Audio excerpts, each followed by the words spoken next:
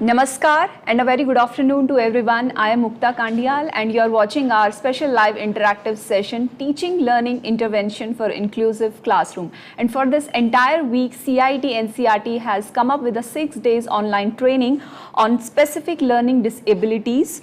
And today is the second day of this online training, and Saturday, that means 25th of June, will be the last day of this online training. So you can register yourself for this training through this link that is being flashed on your television screen. Also, you can join through the link that is being given in the description box of this session on our YouTube channel, that is NCERT Official. और एक और जानकारी, आखिरी दिन जो हमारा training का रहेगा यानी कि Saturday 25th of June, there will be a quiz live on the CIT website.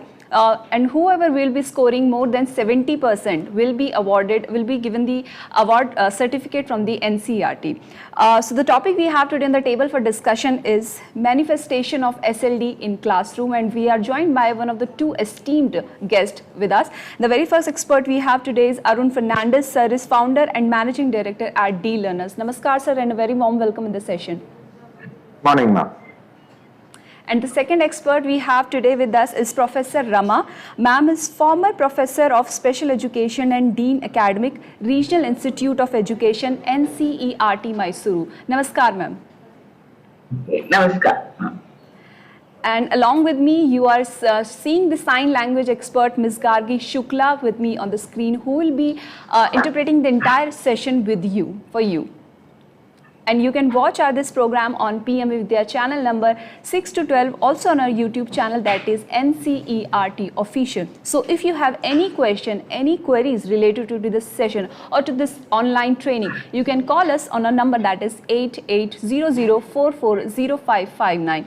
You can also reach us via email. Email address is being flashed over your television screen. Also, there is one more medium, that is our YouTube channel, NCERT Official. Through live chat box option, you can drop your question, any queries related to the session or this training. Okay, so without any further delay, let's start today's session. I'll directly head to Arun, sir. Sir, my very first question for you is, how is SLD manifested in the classrooms? So basically, SLD through a teacher, if the teacher is wanting to identify the child having a difficulty in reading, writing, or SLD, they should just find out whether the child is having the board copying abilities correct. Why? Because in regular terms, what actually happens is when all the kids are given a chance to read, everyone reads very well. But when the kids having reading struggles or writing difficulty, they will not be able to read as fast as other children. And when they are asked to copy from the board, other children copy with phrases or short sentences or words. But SLD children would copy from the board in word by word, which means that will become very difficult for them to complete their academic needs of copying from the board. These are all very similar, very regular symptoms which a teacher can identify. And and Rama ma'am could also kind of give insights on the same, I think so.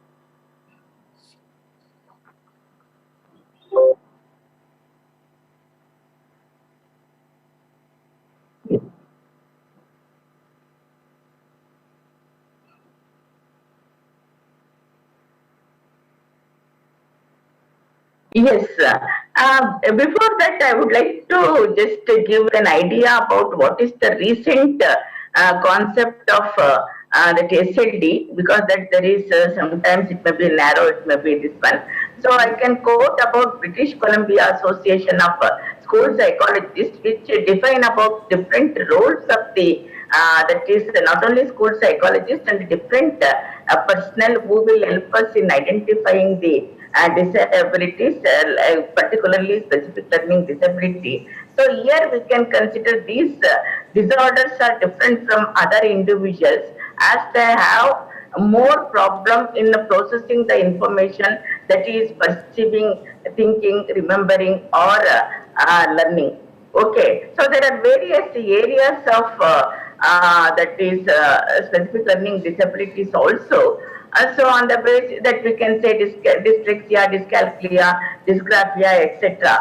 So coming to that, how we can identify, and that we can identify that is based on certain early warning signs, even at the preschool level.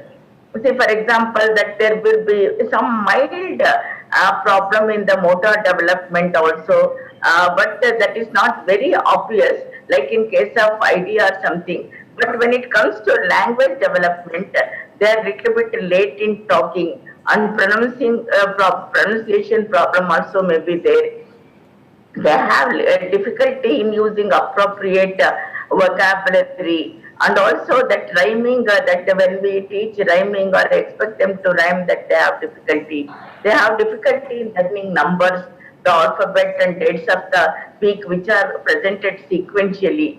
And also that we can, they exhibit some kind of behavior problems, like extremely restless and sometimes easily distracted. They have trouble interacting with the peer group. And when they go to even school level, from that is kindergarten through this one also, when we expect them to learn certain academic that is skills, they have difficulty in differentiating the sounds and also the letters. Sometimes confuse us with even the most common words, sight vocabulary like run, eat, etc. And also that they have commit some reversal errors like BD or inversion M and W. And sometimes transposition, that means the position of the letters in a word that will be changed, so that felt will be read as left or no as on. Like that, sometimes there will be substitution.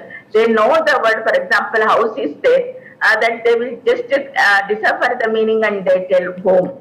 So like that, even when it comes to mathematics, they have some simple difficulty. They have difficulty. Recall is very slow in them.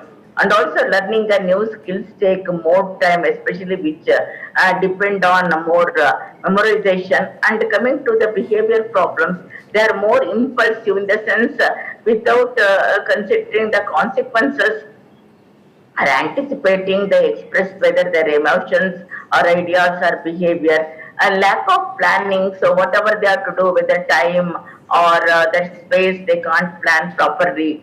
That even while holding the pen, the pencil, that they are very unstable, so that they cannot write properly.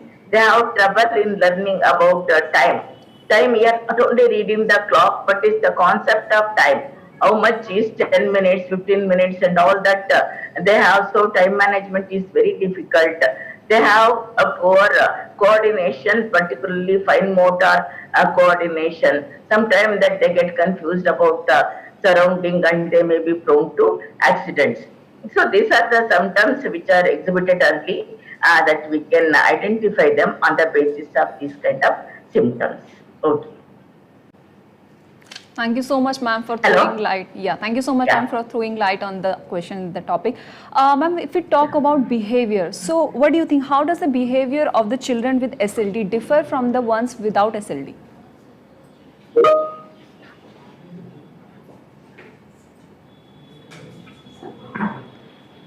Rama, ma'am, can Hello? you? Yes, ma'am. Yeah, can you just tell once again? Yeah, ma'am, the question is, if we talk about behavior, so how does the behavior of the children with SLD differ from the ones that do not have the SLD? Okay, thank you very much. See, that is very important. When it comes to some of the symptoms or whatever the observer behavior, they may appear similar to others.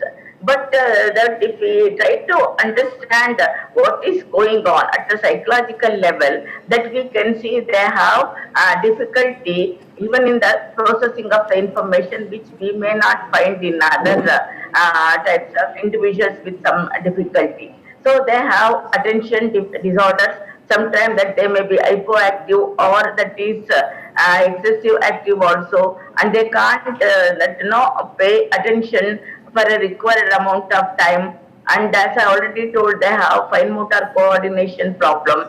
And not only in the verbal language, even non-verbally, that they have difficulty, and social skills difficulty also.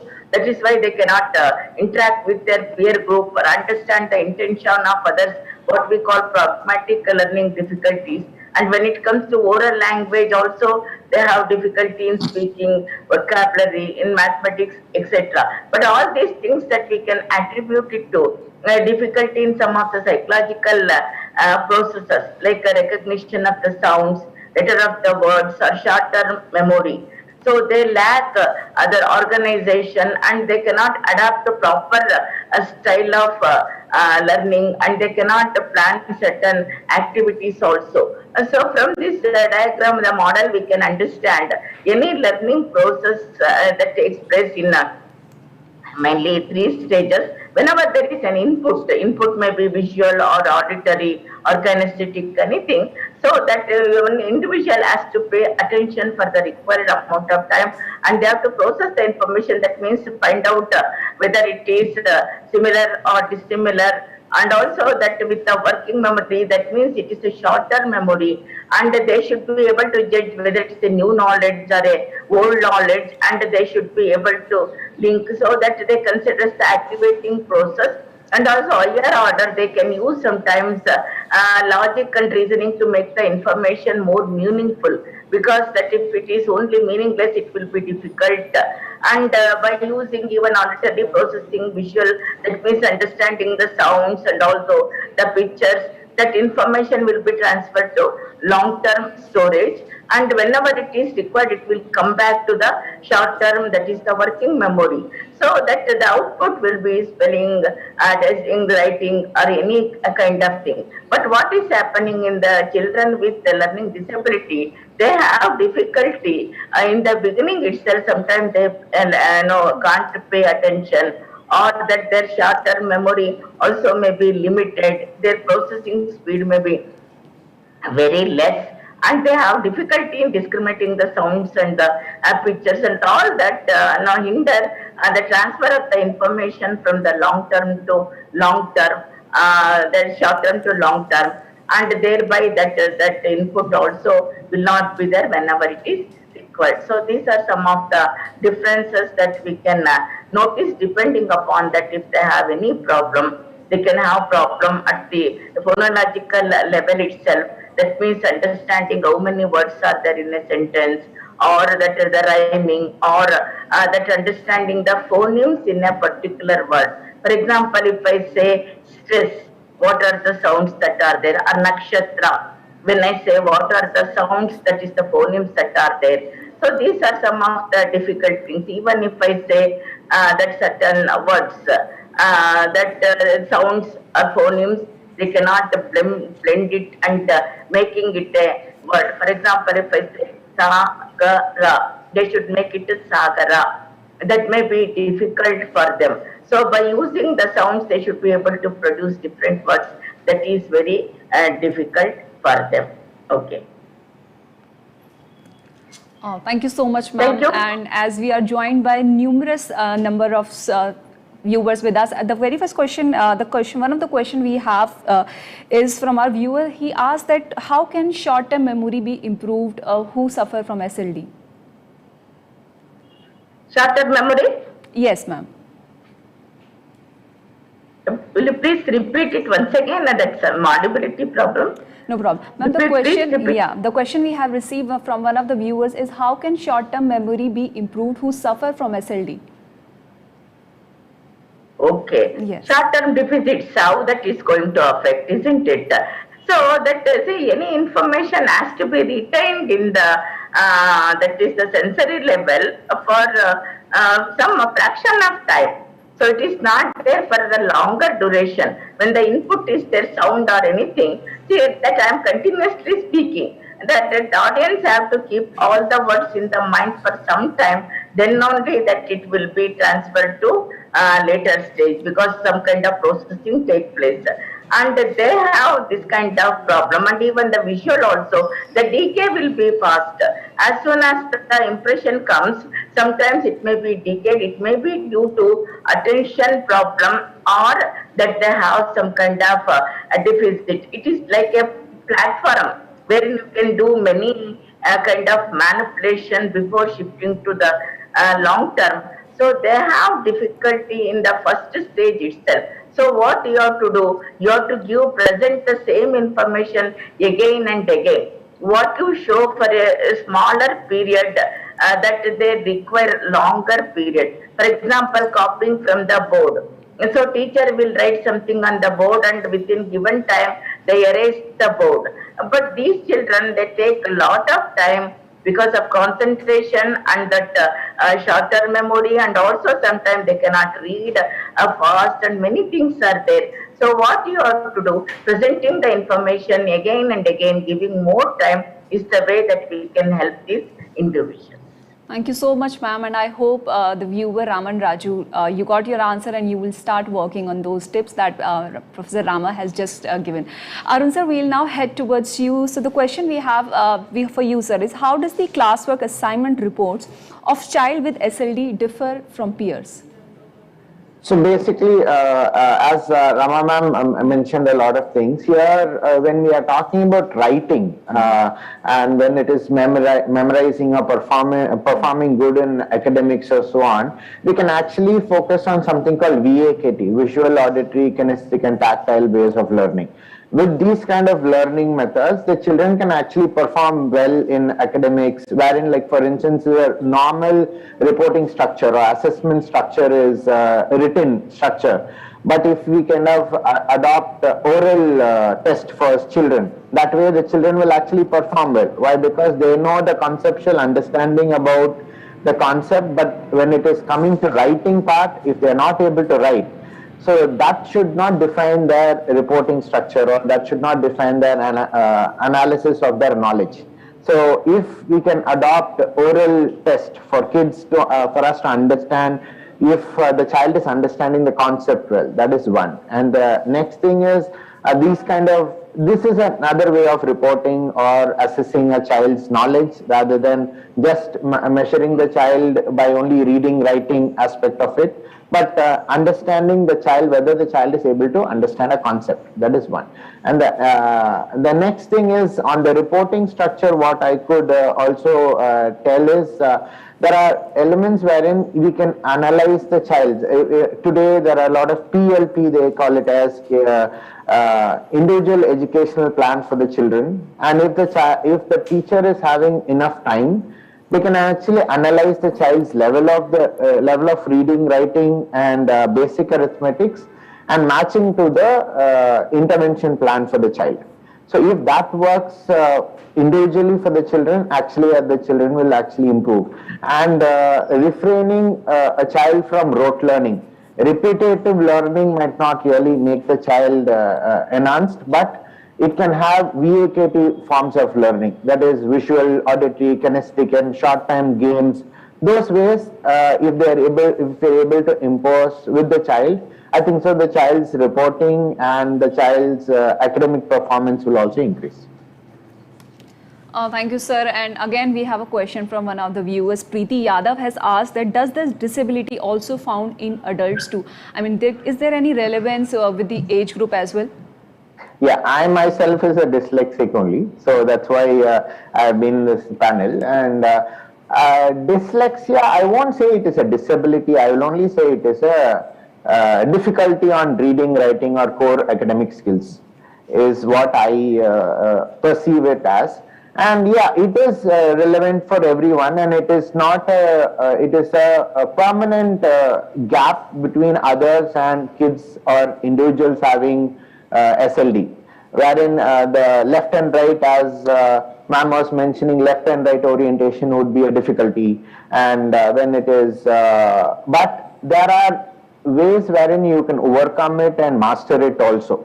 But we need to kind of go in one direction to actually master it, rather than look it as a strong difficulty. And it is still there, but people can improve. Like for instance, before when I was in school, I was sent to 7 different schools, but now I've done 2 masters and I'm pursuing my PhD in SLD itself. So people or individuals can improve, but this is a scenario, or SLD is a lifelong situation wherein an individual will face, but you can definitely develop coping mechanisms to work around it, and it is not a end to It's like you can develop different abilities to cope around the situations, whatever you or any individual finding it challenging.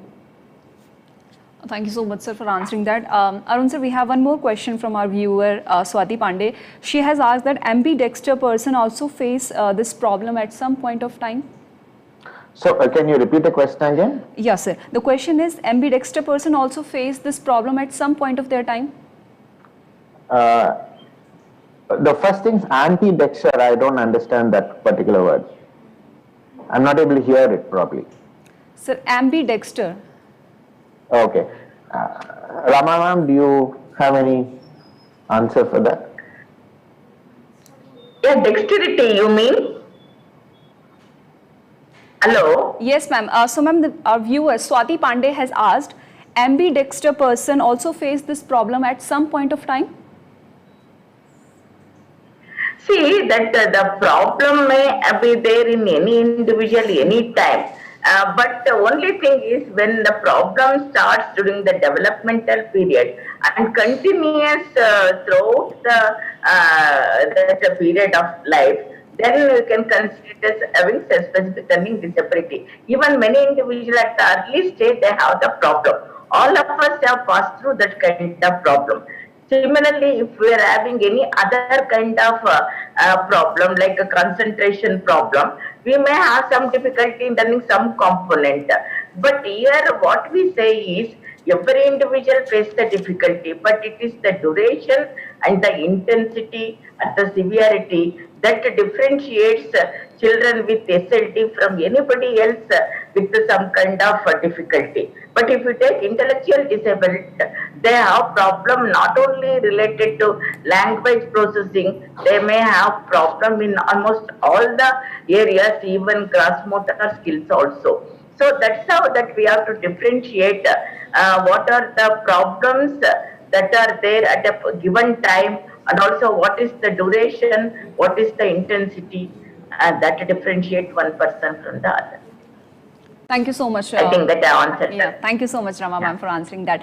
Arun sir, we will conclude this session with you with a final question, sir. As you also, yourself said that you also suffer from dyslexia. So, based on your experience, how can we encourage the spirit of friendship among students, among children, with or without SLD? Yeah, first thing is there is no one struggling or there's something called an empathy circle. Teachers and people around can actually develop, wherein these kids are not having the reading writing ability, but definitely if we can kind of make children around them understand these children are different from others. Like when you are able to read write well, this child is not able to do so. So if you are able to help the child, and rather than break the child's morale by saying that you're not able to do it and so on, that empathy circle really would work. And one small thing my teacher does in a school, in my school when we did it, is we kind of every time when I stand up to read, everyone else will actually clap for me, even I read 1-2 sentences also. That actually creates a huge motivation for me. But before that, when I was having another teacher which actually do not understand my difficulty, that time the teacher would yell at me saying that, why are you not reading it properly? So this is the two differentiators. I can say that the empathy or the a child being more happy and more social will start from someone supporting the child in school, in their families and in their parents group, wherein they recognize the strengths of the child rather than the weaknesses of the child.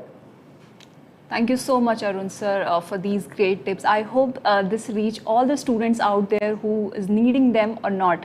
Once again, thank you so much, Arun sir and Professor Rama, for delivering this informative and this fruitful session to all the students, all the children, all the parents out there. Thank you so much, ma'am and sir. Thank you so much for the opportunity. Thank you very much. Yeah. And I would like to thank all our viewers as well who get connected with us throughout the session. I would like to inform that again, this is a 6 days training that will be ending on Saturday, that is 25th of June. And tomorrow the topic we'll be having to discuss is building synergies. So stay connected to PMeVIDYA channel and CRT official. Namaskar.